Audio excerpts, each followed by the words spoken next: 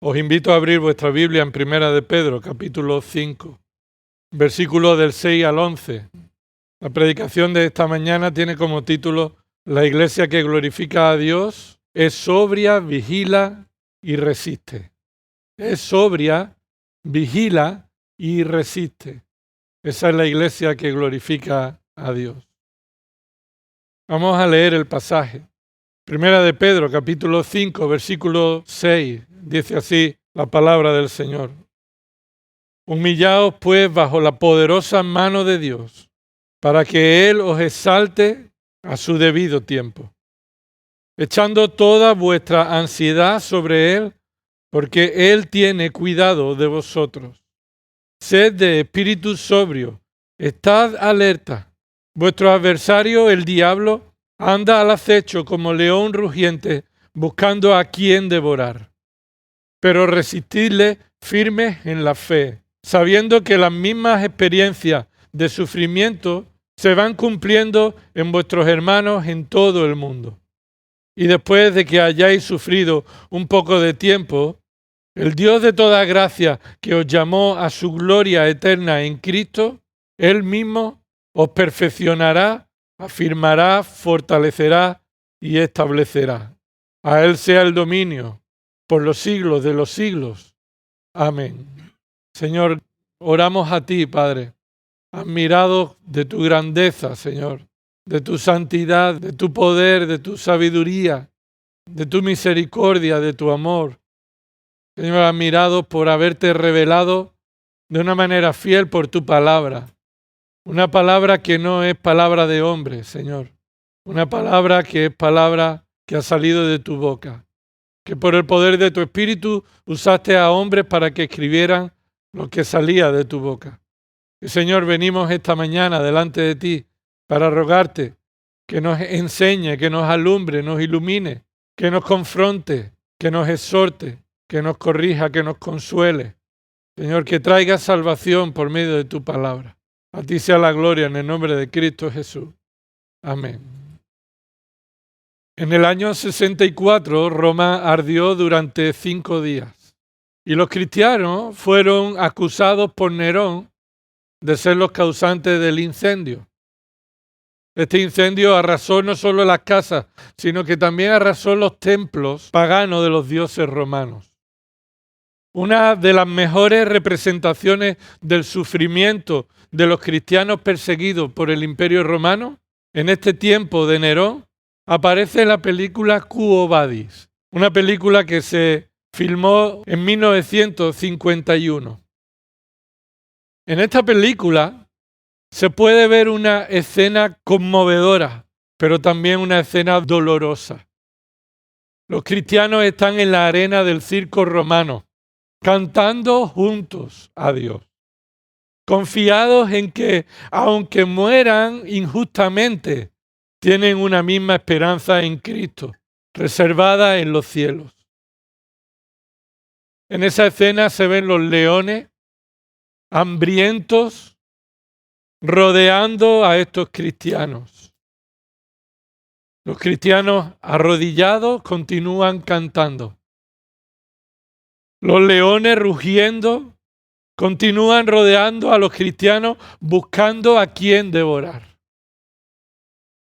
De repente, en la escena aparece un cristiano que se levanta y corre atemorizado de miedo. Este es el primero al que los leones atacan. Después otro cristiano y otro salen corriendo, con el mismo resultado, siendo devorados por estos leones.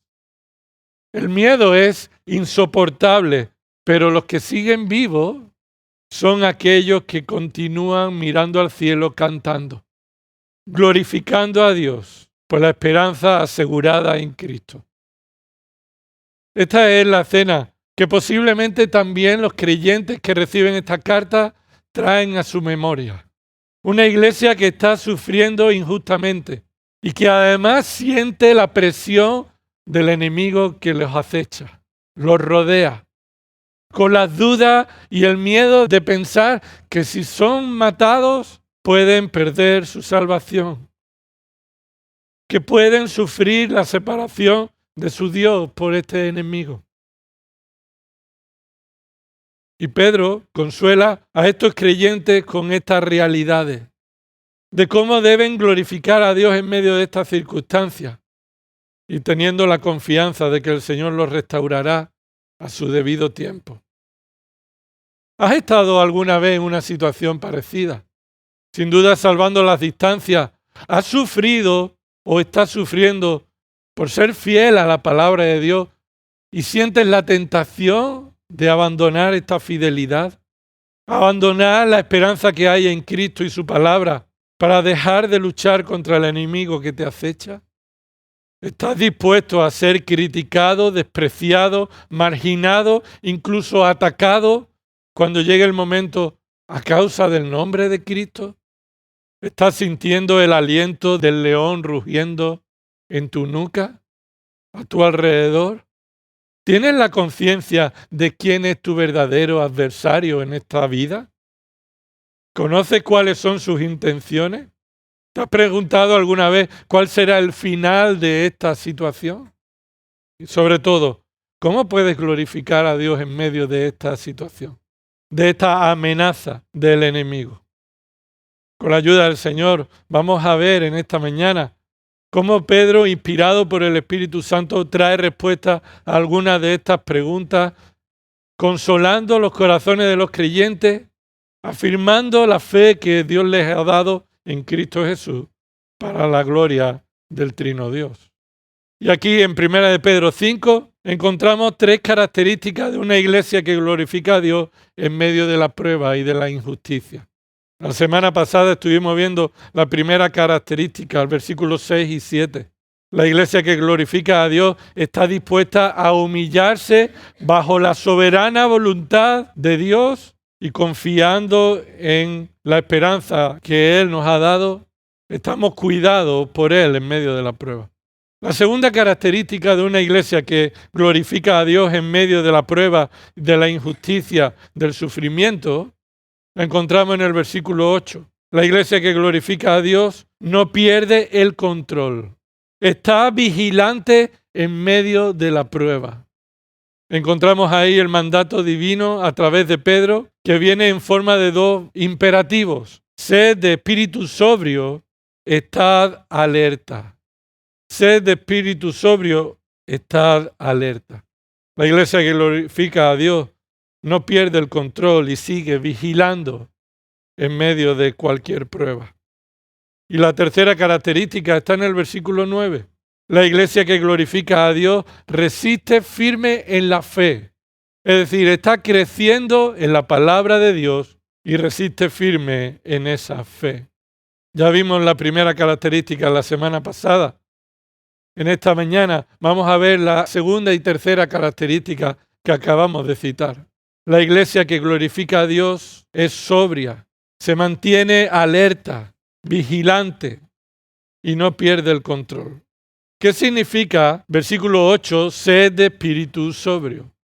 Esta palabra aparece en el original griego en 6 ocasiones, las cuales hay que destacar 3 veces que son usadas por Pedro en esta carta.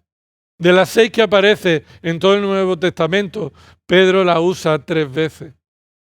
Esto nos hace ver la importancia de ser sobrio. Es algo indispensable para el creyente en medio de la aflicción, en medio del peligro, de la persecución, del ataque, en medio del sufrimiento. El creyente es llamado de manera irremisible a ser de espíritu sobrio. Observa en el capítulo 1, versículo 6. Capítulo 1, versículo 6 de esta misma carta. En lo cual os regocijáis grandemente, aunque ahora por un poco de tiempo, si es necesario, seáis afligidos con diversas pruebas. Pedro está exaltando a Dios por la esperanza que tenemos en Cristo, por la salvación que está asegurada y que será revelada al final de los tiempos. Pero también debemos gozarnos no solamente en la esperanza, sino gozarnos también en la tribulación. Porque en el versículo 6, si es necesario que pasemos tribulación, y eso es definido por la voluntad de Dios, Si la voluntad de Dios determina que es necesario que pasemos por la aflicción, debemos considerar que hay diversas pruebas en las que debemos continuar regocijándonos. Y dice a continuación en el versículo 13, por tanto, ceñid vuestro entendimiento para la acción, sed sobrios en espíritu, poned vuestra esperanza completamente en la gracia que se os traerá en la revelación de Jesucristo. Aquí en este pasaje nos muestra, versículo 13, que tener un espíritu sobrio o ser de un espíritu sobrio está relacionado con el esfuerzo de razonar y entender los fundamentos de la gracia que hemos recibido en nuestra salvación. Obsérvalo de nuevo, versículo 13. Ceñid vuestro entendimiento para la acción, sed sobrios de espíritu. La relación entre ser sobrio de espíritu con ceñir los lomos de nuestro entendimiento o ceñir nuestro entendimiento tiene la imagen de como hacían en aquella época, utilizaban una faja para hacer un esfuerzo. Ellos tenían su ropaje y algunas cuerdas les colgaban y cuando iban a hacer un trabajo cogían estas cuerdas y se ataban las cuerdas para fortalecer los lumbares.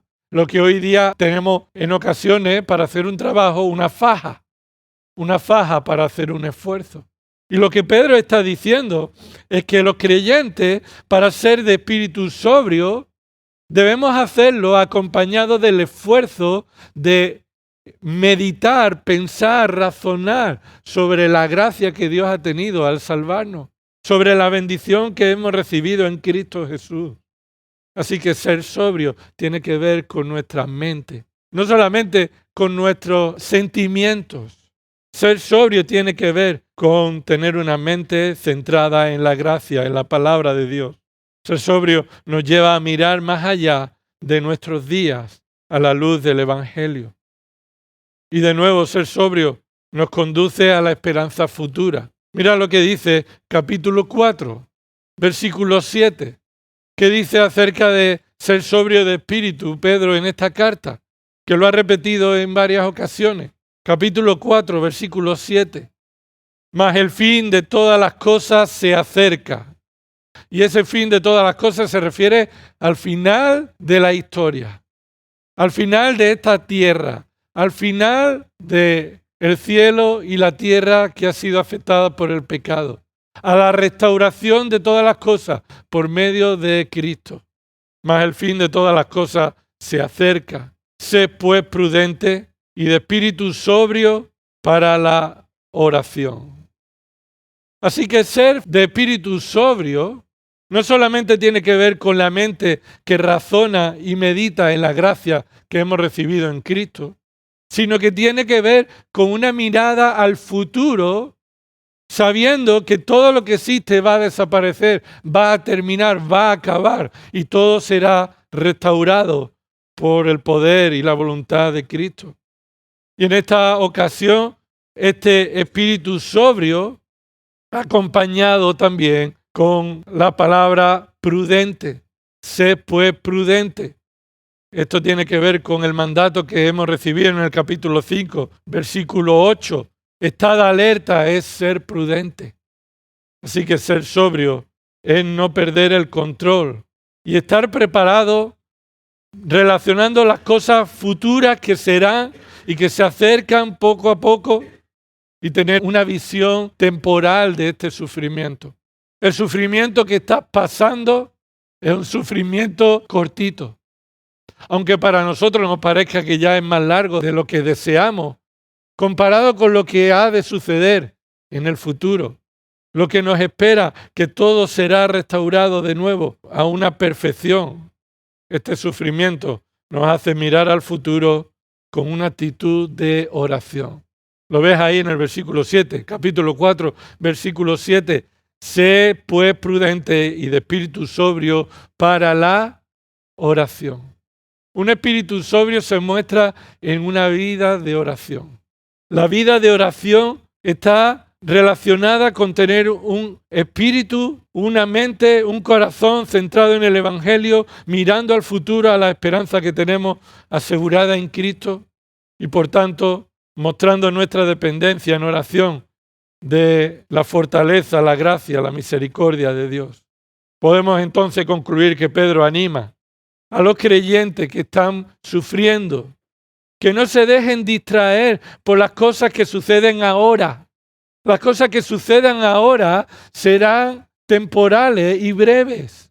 Y Pedro nos dice que pongamos la mirada en la gracia que nos espera y que con un espíritu sobrio estemos dedicados a la oración basado en la palabra que se nos ha revelado.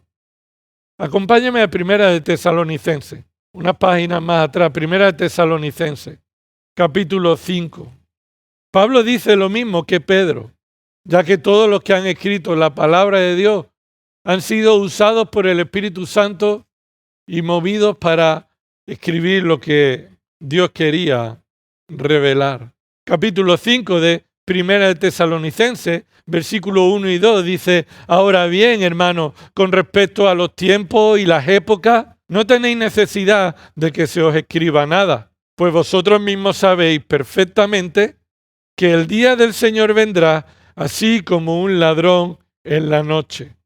Pablo le está diciendo a los creyentes que ellos saben, tienen la certeza que no pueden olvidarse de las cosas futuras que sucederán y se nos apunta a la venida del Señor.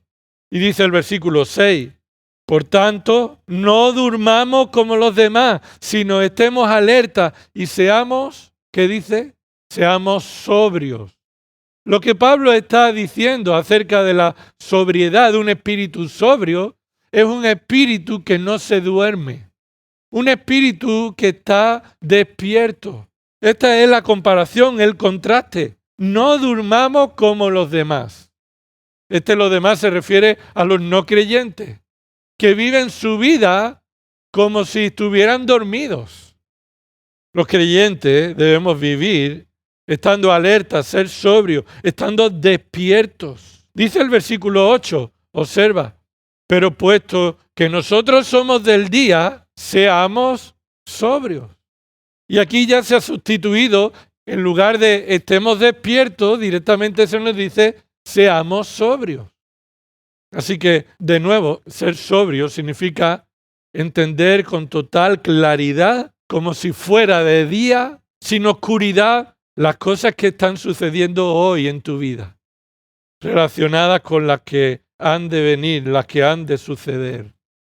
Esos cristianos en la arena cantando, con el león detrás de rodeándolos.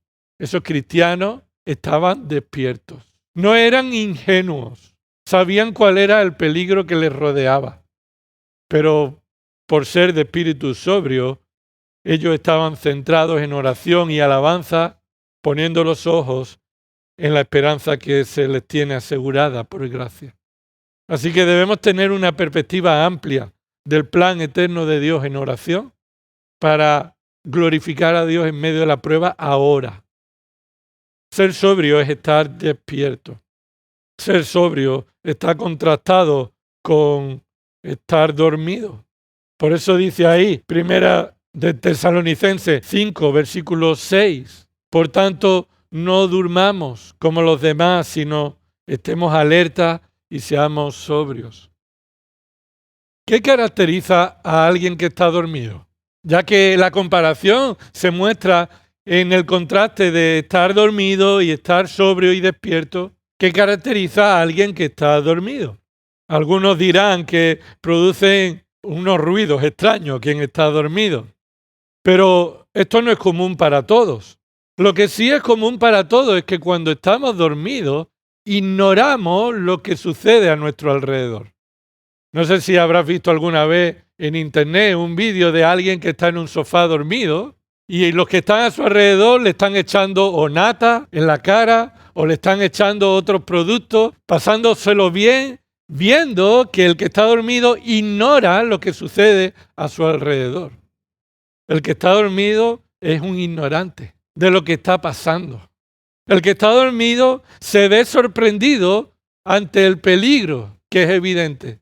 Una persona que está despierta, cuando hay un incendio en su casa, no le coge de imprevisto. Lo está viendo el incendio y actúa. Pero en muchas ocasiones hay personas que han muerto en un incendio porque estaban dormidos. Y aquello estaba ardiendo. Y por el humo continuaron más dormidos aún y murieron. Era evidente el peligro, pero ellos estaban dormidos.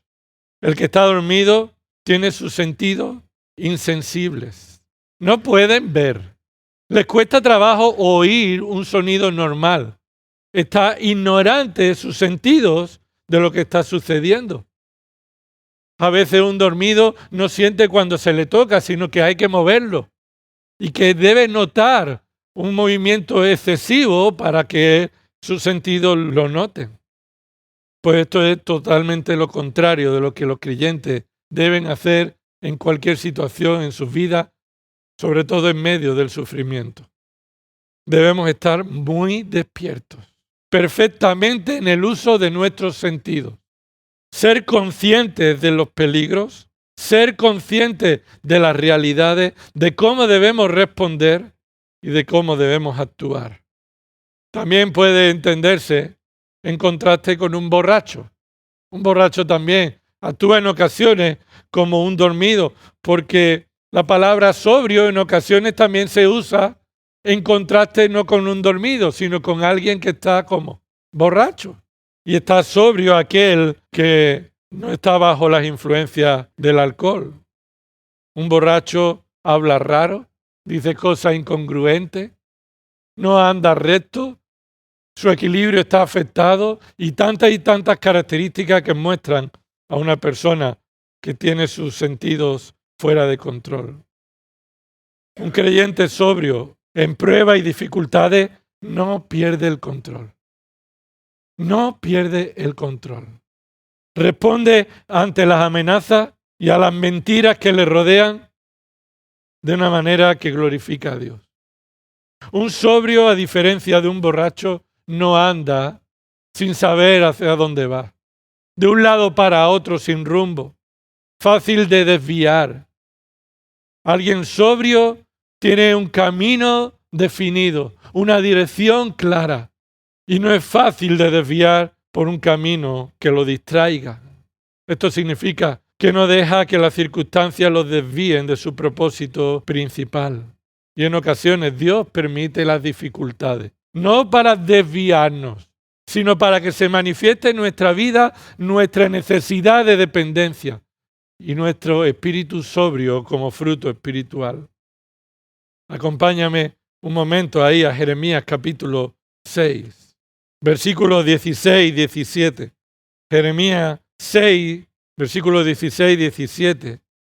Observa cómo habla el profeta comunicando el mensaje de Dios. Así dice el Señor: paraos en los caminos y mirad, y preguntad por los senderos antiguos, cuál es el buen camino, y andad por él, y hallaréis descanso para vuestras almas. Pero dijeron: no andaremos en él. Y puse centinelas sobre vosotros que dijeran: escuchad el sonido de la trompeta. Pero dijeron: no escucharemos. Capítulo 18, versículo 18. De nuevo el Señor habla a su pueblo, a un pueblo que es rebelde a la dirección de Dios. Capítulo 18, versículo 18. Entonces dijeron: venid y urdamos planes contra Jeremías. Ciertamente no le faltará al sacerdote, ni el consejo al sabio, ni la palabra al profeta. Venid e irámoslo con la lengua y no hagamos caso a ninguna de sus palabras. Versículo 19. Atiéndeme, oh Señor, y escucha lo que dicen mis contrarios. ¿Acaso se pagan mal por bien? Pues han cavado fosa para mí. Recuerda cómo me puse delante de ti para hablar bien en favor de ellos, para apartar de ellos tu furor. Esto ocurre en muchas ocasiones en las iglesias. Cuando estamos en sufrimiento, entonces no estamos dispuestos a escuchar la palabra de Dios. Se manifiesta en el sufrimiento la actitud rebelde de establecer sus propios caminos cada uno en medio de la prueba. Y en el sufrimiento que Israel aquí estaba pasando, Dios les decía por medio del profeta que buscaran la senda antigua, que andaran en los caminos que son rectos, que preguntaran y que recibirían del Señor la revelación del camino correcto. Pero el pueblo, en medio de la prueba, se manifiesta que no es sobrio cuando establece su propio camino y actúa como un borracho. Actúa como un rebelde y se rebela contra, como vemos aquí Jeremías, aquellos que predican fielmente la palabra y muestran que necesitamos ser sobrios.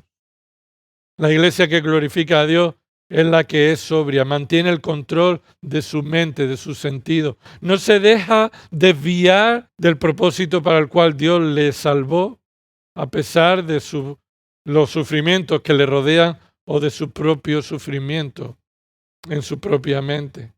La senda que viene a escudriñar, la senda antigua de conocer y someterse a la palabra de Dios y no a los pensamientos de los hombres. Este es el pensamiento de una iglesia sobria, que no se deja engañar. Aunque argumentos parezcan humanamente razonables, coherentes, o se deja llevar por ideas innovadoras que prometen eficacia para hacer sentir bien a la gente. El creyente es sobrio cuando su dependencia está en razonar la palabra de Dios, mirar al futuro con visión de la obra que Dios ha determinado que sucederá y con un corazón que está orando permanentemente. Así que el verdadero creyente que quiere glorificar a Dios en todas las situaciones y especialmente en las dificultades injustas que están fuera de su control, debe ser sobrio. Debe tener el control de sus sentidos espirituales. Debe tener un discernimiento adecuado de cómo responder conforme a las Escrituras. Debe poner en práctica la palabra de Dios, confiar en sus promesas. Las promesas de Dios se cumplirán en Cristo sí o sí. En Cristo todas sus promesas son sí y son en Él amén. La iglesia que glorifica a Dios no solamente se mantiene sobria, sino que también está velando. Volvamos a Primera de Pedro, capítulo 5, versículo 8. Sed de espíritu sobrio, estad alerta. Otras traducciones dice velad. ¿Qué significa estar alerta o velad? La mayoría de las veces que aparece esta palabra, estar alerta, la mayoría está acompañada de ser sobrio. Aunque no es lo mismo, uno se muestra y está acompañado del otro. Aquel que es sobrio, aquel que está despierto, es aquel que está despierto para velar. La ocasión en la que más se repite esta palabra es en los evangelios. Y concretamente en la escena en la que Cristo está orando en el huerto de los olivos antes de ser entregado en lugar del pecador en la cruz. Mi alma, dice Mateo 14:34, mi alma está triste hasta la muerte. Quedaos aquí, y le dijo el Señor Jesús, y velad, y velad. Esa es la actitud de no quedarse dormido, sino estar despierto, pero estar despierto velando. En el versículo 38 se lo vuelve a decir, velad y orad. Así que de nuevo, velad está acompañada de la actitud de estar orando. Buscar nuestra dependencia en la oración, en el nombre del Señor Jesús, en el trono de la gracia de Dios. Así que la oración está presente en momentos de dificultad. Y eso es característica de que estamos despiertos, de que estamos velando. El Señor le dijo a estos discípulos, velad y orad para que no entréis en tentación. Y una pregunta, ¿qué tentación es esa? ¿Cuál es la tentación en la que ellos no debían entrar? Cuando Jesús estaba orando en el huerto y sufría hasta tal punto que su sudor era como gotas de sangre. Y el Señor Jesús le dijo a estos discípulos, velad y orad para que no entréis en tentación. Y tú a la verdad estás dispuesto, pero la carne es débil. ¿Qué tentación era esta la que no debían entrar? Precisamente ese. Ignorar, la tentación de ignorar y pensar que la carne es fuerte y no necesitamos de la fortaleza en oración. Que yo mismo puedo. Que yo voy al Señor cuando ya no pueda. Y esta es la tentación en la que en muchas ocasiones caemos, de perder de vista nuestra dependencia del Señor y su plan. La tentación de quedarse dormido, Pedro estaba dispuesto a sufrir en sus propias fuerzas. Tomó un cuchillo.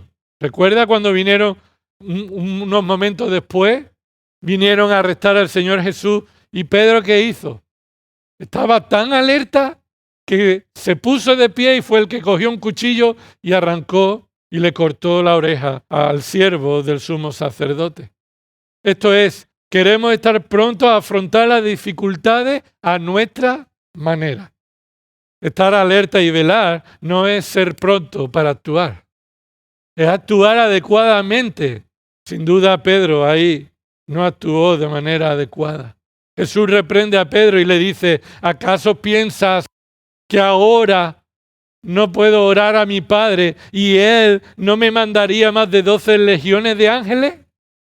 Velar no es depender de nuestra carne, de nuestra fortaleza, de lo que nosotros creemos que podemos hacer por nosotros mismos.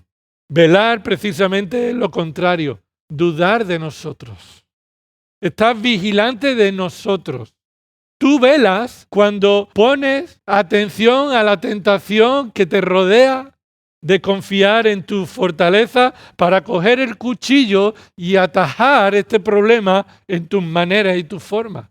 En lugar de confiar en que el Señor Jesús podía orar y el Padre mandaría 12 legiones de ángeles. Esa es la reprensión que en ocasiones recibimos del Señor. Cuando confiamos en nosotros mismos, establecemos un camino alternativo al de velar en dependencia del Señor. El Señor es soberano. Debemos humillarnos bajo su poderosa mano y eso significa nuestra dependencia de Él y nuestra duda de nosotros, nuestra conciencia de nuestra debilidad. La carne es débil, pero nuestra tentación es pensar que nuestra carne es fuerte. ¿Por qué debemos estar vigilantes y alertas? Mira lo que dice Pedro, capítulo 5, versículo 8. Sed de espíritu sobrio, estad alerta. La siguiente frase nos da la razón de por qué debemos estar alerta. En oración, en visión de, según la palabra de Dios, de la esperanza que nos ha de ser revelada. ¿Por qué debemos estar vigilantes y alertas? Pedro aprendió esta lección de perder la perspectiva divina y centrarse solo en las cosas carnales e inmediatas. Cuando él muestra la realidad. En nuestra traducción, versículo 8, en la Biblia de las Américas dice, sed de espíritu sobrio, estad alerta, vuestro adversario el diablo. En la Reina Valera se traduce más fielmente, porque dice, sed sobrio y velad, porque vuestro adversario el diablo. Y este es el sentido que nos muestra que la razón de por qué debemos estar alerta es porque tenemos un adversario. Ese adversario se llama el diablo. Es el príncipe de este mundo. Así que este mundo también es nuestro enemigo. Y nuestra carne también es nuestro enemigo. Pero el diablo está alrededor. Es nuestro adversario y debemos estar vigilantes. Efesios 6:12 dice que nuestra lucha no es con carne y sangre, sino huestes espirituales de maldad. ¿Por qué debemos estar alerta? No solamente porque debemos ser conscientes de que nuestro adversario es el diablo, él es nuestro adversario, sino que también porque él está cerca. Mira lo que dice ahí. Vuestro adversario, el diablo, anda al acecho. Nos está diciendo ahí que Él está alrededor, que Él está cerca de nosotros. Esa palabra al acecho significa cerca de nosotros. No anda lejos. Y a veces este diablo se viste como ángel de luz, pero en realidad es un enemigo que siembra la cizaña en medio del trigo. ¿Por qué debemos estar alerta? porque el diablo es nuestro adversario, porque él está cerca de nosotros. Y tercera razón, mira lo que dice ahí, porque está dispuesto a devorar. Él no está cerca de nosotros con otra intención que devorar. Dice ahí, él está buscando a quien devorar y en una comparativa. El diablo no es un león, sino que se nos muestra que del mismo modo que un león está rondando su presa para devorarla, así es el diablo. Él está ahí buscando hacer daño, atacando a la iglesia, atacando a los creyentes. Recuerda a Job, ¿verdad? Como Dios estuvo orquestando toda una manifestación de su soberanía, mostrando que Él es digno de toda gloria por quien es y no por lo que Él da, ni por lo que Él hace. Y le enseñó al diablo que Job le adora y teme, no porque Dios le ha dado riqueza, sino que a pesar de que le quitó todo lo que tenía, Job continuó temiendo a Dios. El diablo, a veces Dios permite que ataque a la iglesia de manera real. Que la iglesia y el creyente en ocasiones Dios permite soberanamente dejarnos sufrir, permitir el sufrimiento en nuestras vidas. Ahora, esta es la actitud del diablo para devorar y desea devorar a los creyentes, pero el contexto de este pasaje nos muestra que nunca lo conseguirá. Nunca lo conseguirá. Porque hemos visto que la iglesia que glorifica a Dios se humilla bajo la poderosa voluntad de Dios, confía en su cuidado, por tanto está alerta y tiene sus sentidos bajo control espiritual, en oración, en dependencia. Y en tercer lugar, versículo 9, la iglesia que glorifica a Dios resiste firme, resiste firme. Debes estar alerta y velar porque el diablo está alrededor, está cerca y tiene la intención de devorar. Pero, versículo 9, pero resistirle firme en la fe. El verdadero creyente no será devorado por el diablo. En paralelo, o como podría verse en esa película, aquellos que salen corriendo, que no tienen puesta su confianza ni su dependencia en el Señor y Dios nos los está preservando, se manifiesta que salen corriendo y entonces el diablo los devora. Pero el diablo no va a devorar nunca a un verdadero creyente. El diablo no tiene poder para hacer caer definitivamente a un verdadero creyente y apartarlo del amor de Cristo. Como vimos la semana pasada, Romanos 8. Nada ni nadie nos podrá separar del amor de Dios que es en Cristo Jesús, Señor nuestro. Versículo 9. La iglesia que glorifica a Dios resiste firme en la fe. ¿Qué significa resistirle firme en la fe? Se nos muestra que resistir en la fe es una característica provista por Dios que el creyente debe aplicar en su vida. El creyente puede resistir al diablo y los ataques del diablo y las intenciones del enemigo poniendo oposición. No atacando, sino resistiendo firme, estando de pie, presentando oposición. Y eso es lo que significa la palabra resistir, oponeros.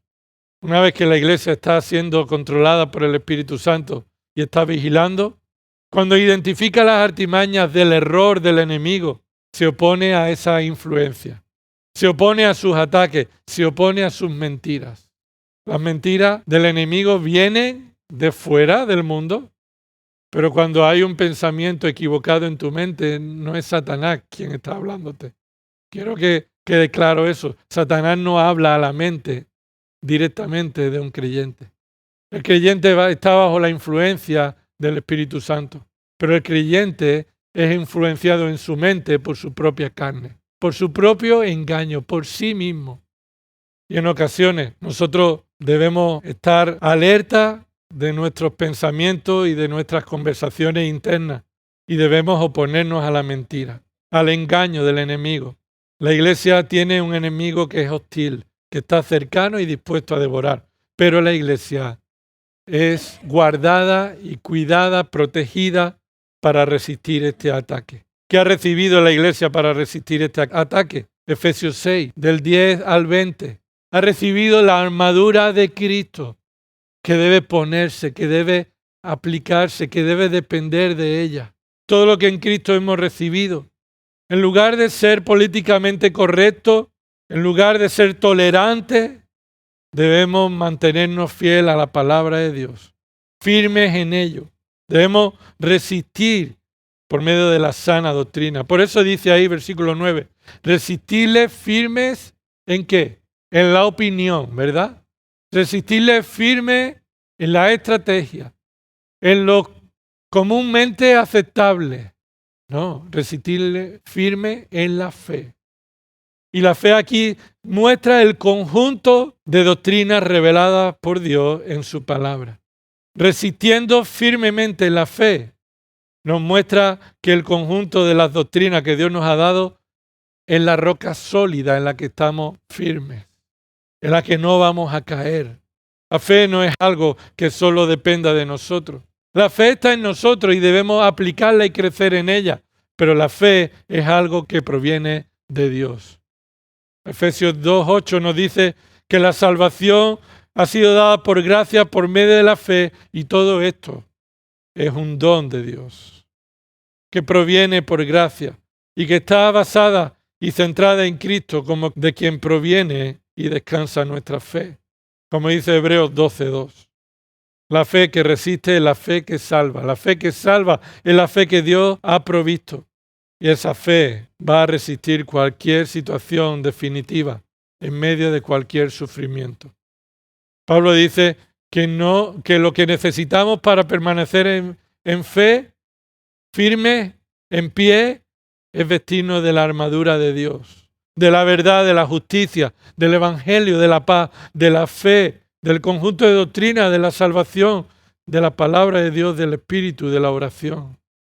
¿Qué es lo que nos ayuda a resistir en medio del sufrimiento y no ser devorado por el enemigo? ¿Qué es lo que nos ayuda? ¿Qué es lo que Dios nos ha provisto además para resistir? Versículo 9, mira lo que necesitamos para resistir. Lo que necesitamos es saber cosas que se nos han revelado y no podemos olvidar. Sabiendo que, observa esa palabra ahí, versículo 9, sabiendo. Así que resistimos cuando sabemos lo que debemos saber. Cuando sabemos lo que debemos saber. Y aquí concretamente se nos muestra algo que debemos saber. Sabiendo que las mismas experiencias del sufrimiento se van cumpliendo en vuestros hermanos en todo el mundo.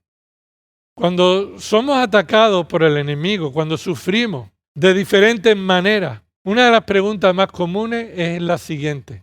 ¿Por qué me pasa esto a mí? ¿Por qué me pasa esto a mí?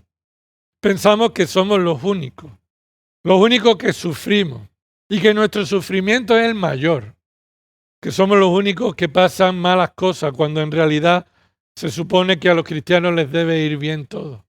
Dios nos dice por medio de Pedro, de su palabra, de la inspiración por el Espíritu Santo, que debemos saber que los sufrimientos que tú estás pasando son comunes a todos los creyentes. Estos son sufrimientos que son la causa por ser discípulos de Cristo y que especialmente son sufrimientos que muestran que somos verdaderos hijos suyos porque nos mantenemos firmes en la fe. Dice ahí, sabiendo que las mismas experiencias de sufrimiento se van cumpliendo en vuestros hermanos en todo el mundo.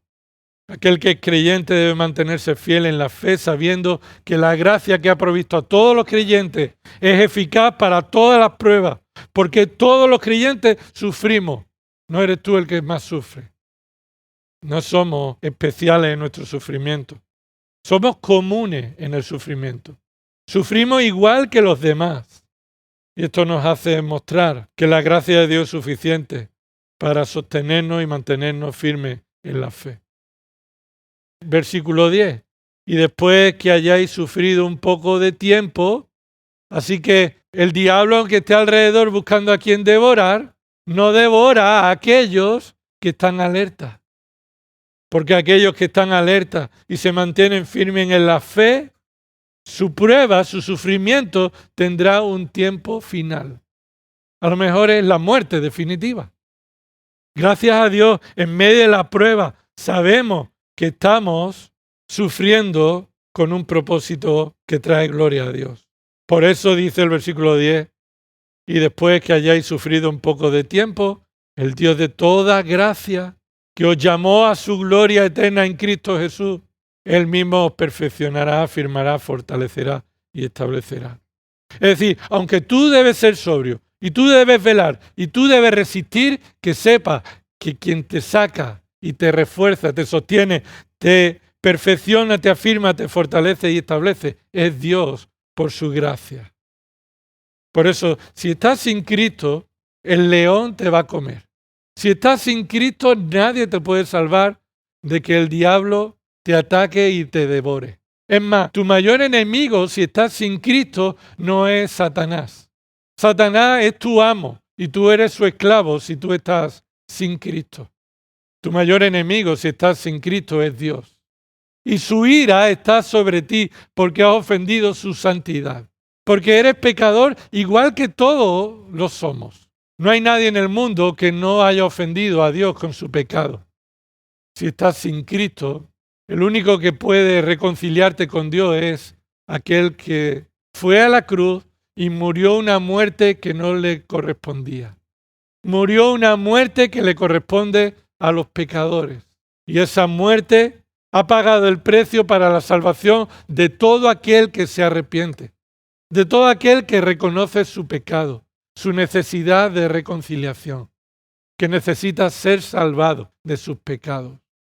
El que está sin Cristo debe acudir a Dios por medio de la fe. Debe creer en Cristo como Señor y Salvador. Y si no lo hace, debe saber que lo que le espera es la eternidad en el infierno. Y no hay nada que pueda hacer por evitarlo. Ahora, aquellos que estamos en Cristo, hemos recibido una gracia incomparable. Que sea cual sea, hermano, la prueba que vayas a pasar, aunque te parezca increíble, vas a ser como aquellos que estaban en la arena del circo romano.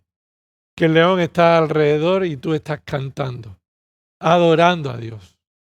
El Señor te fortalecerá, te restaurará, te afirmará, te perfeccionará. Pero en medio de esto somos llamados a vivir en alerta, a no estar dormidos con nuestros sentidos, a no distraernos, a buscar en la palabra de Dios las realidades y verdades, la luz que nos alumbra en medio de estas tinieblas, para que podamos saber cómo responder en alerta y resistir el enemigo firmes en la fe. Hermanos, somos parte de la iglesia de Dios que hemos sido llamados a glorificarle en medio de nuestro sufrimiento. Y somos consolados al saber que el plan de Dios no es nuestra destrucción, sino nuestra perfección. Así que no pierdas de vista lo que el Señor nos llama a buscar, que Él sea glorificado. Versículo 11, a Él sea el dominio. Ese dominio es la soberanía, el poder, la gloria, el imperio por los siglos de los siglos. Amén. Señor, perdona nuestros pecados, Padre, al confiar en nuestra carne, como Pedro mismo mostró en su vida, queriendo solucionar los problemas a su forma y manera. Señor, perdónanos cuando perdemos de perspectiva nuestra vida, Señor, y actuamos movidos por el piloto automático que nos lleva por un camino diferente al camino antiguo, al camino de la obediencia a tu palabra. Señor, en medio de las dificultades que tú permites y permitas en nuestra vida, Señor, te adoramos porque eres tú quien nos sostiene. Eres tú quien nos fortalece.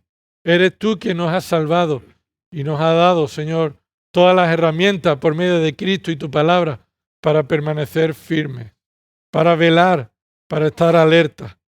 Señor, que tu iglesia te glorifique aquí, sea cual sea la circunstancia, en medio de todo dolor, en medio de toda incertidumbre, en medio de toda situación. Señor, nuestra esperanza está puesta en que tú tienes un propósito y lo vas a cumplir sin que nadie lo pueda evitar. Y ese propósito es hacernos partícipes de tu santidad, cumplir tu plan perfecto que te glorifica, que exalta tu gloria y tu dominio y tu imperio. Todo esto oramos, Señor, en el nombre de Jesús. Amén.